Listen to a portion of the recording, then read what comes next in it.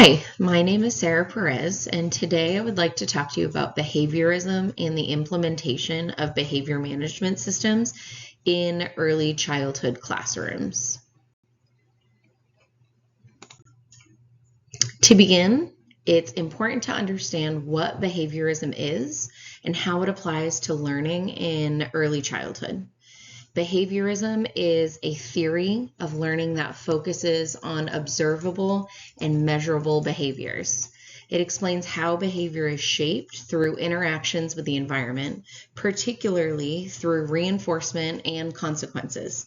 In early childhood classrooms, behaviorism emphasizes consistency, structure, and intentional responses to support positive behavior development.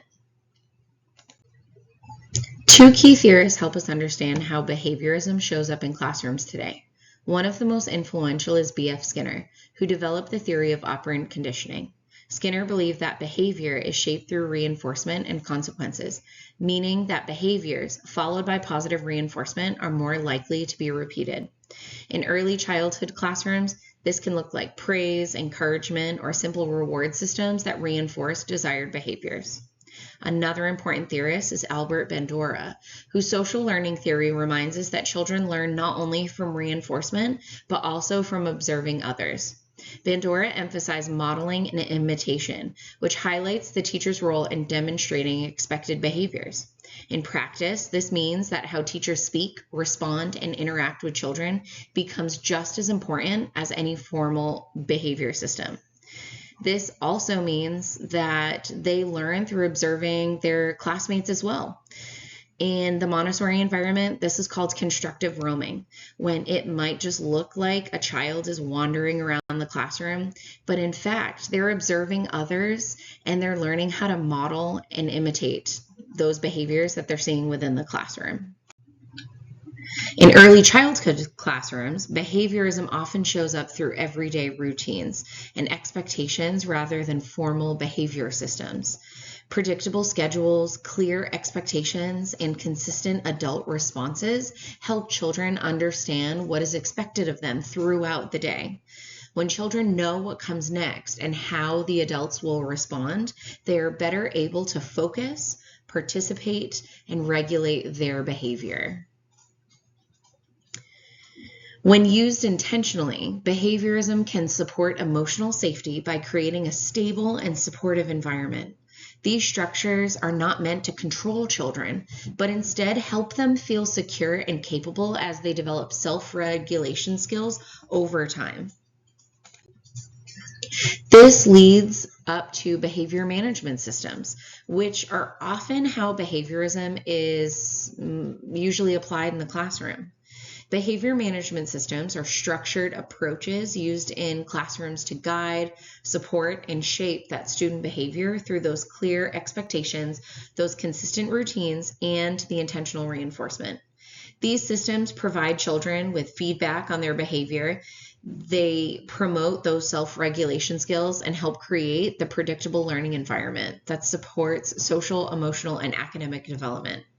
Examples of behavior management systems commonly used in early childhood classrooms can include things like token economies, which are stickers or points or tokens.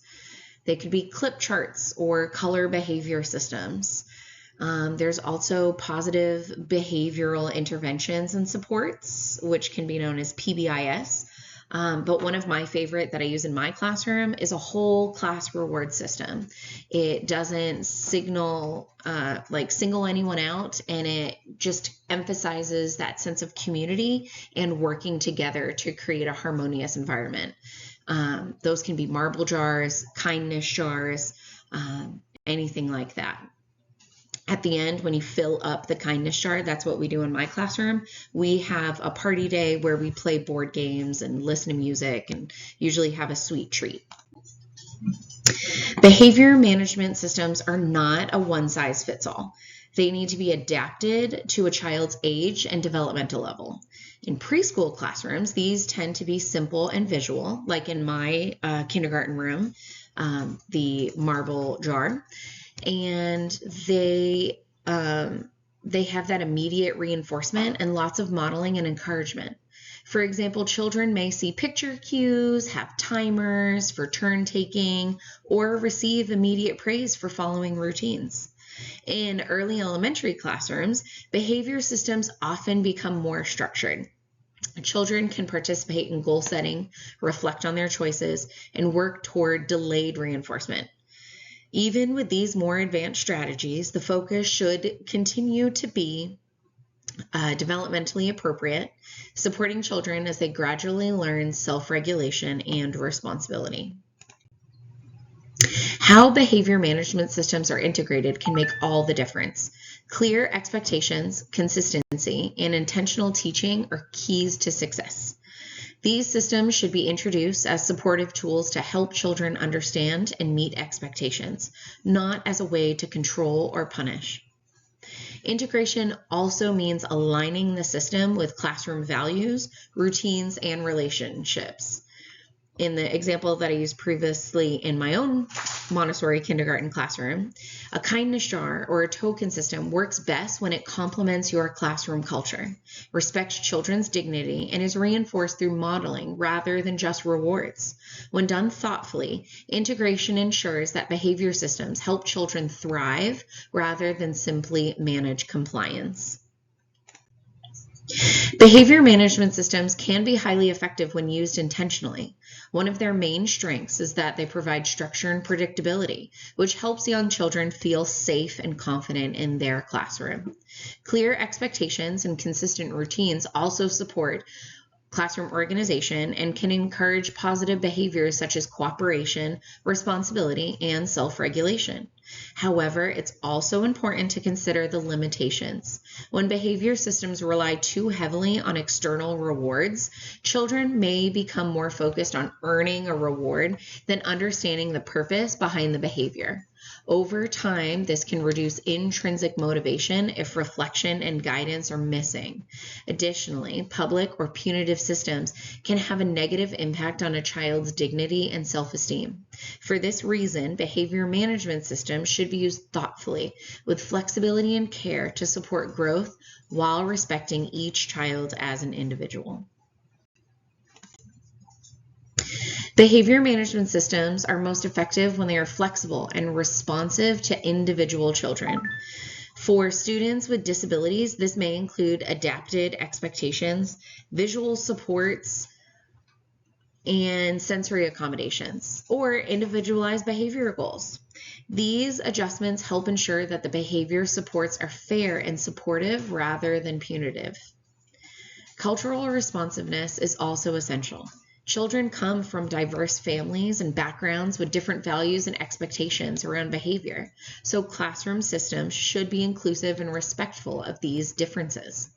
Finally, considering family dynamics and using individualized goals and private feedback helps protect a child's dignity and strengthens the home-school partnership.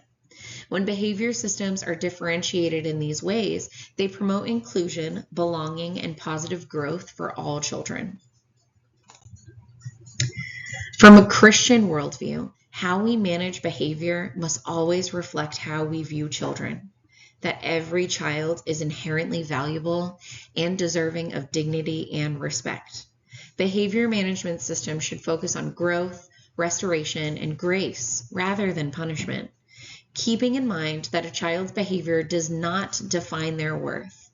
When systems are implemented with this perspective, they provide opportunities to teach responsibility while maintaining compassion and respect.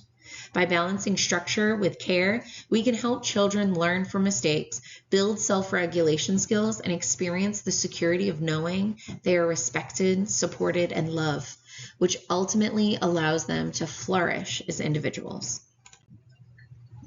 When implemented thoughtfully, behaviorism does not have to conflict with child-centered or Montessori-inspired practices. Structure and predictable routines can actually support emotional safety and help children understand expectations. In this sense, behavior management tools can serve as temporary supports rather than long-term controls.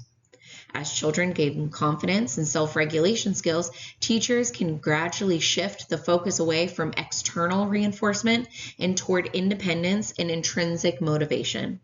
The ultimate goal is not compliance, but helping children internalize expectations, make thoughtful choices, and develop self-discipline. When behaviorism is used intentionally and paired with respect for the whole child, it can complement child-centered teaching rather than replace it. Thank you for taking the time to reflect on behaviorism and behavior management systems in early childhood classrooms.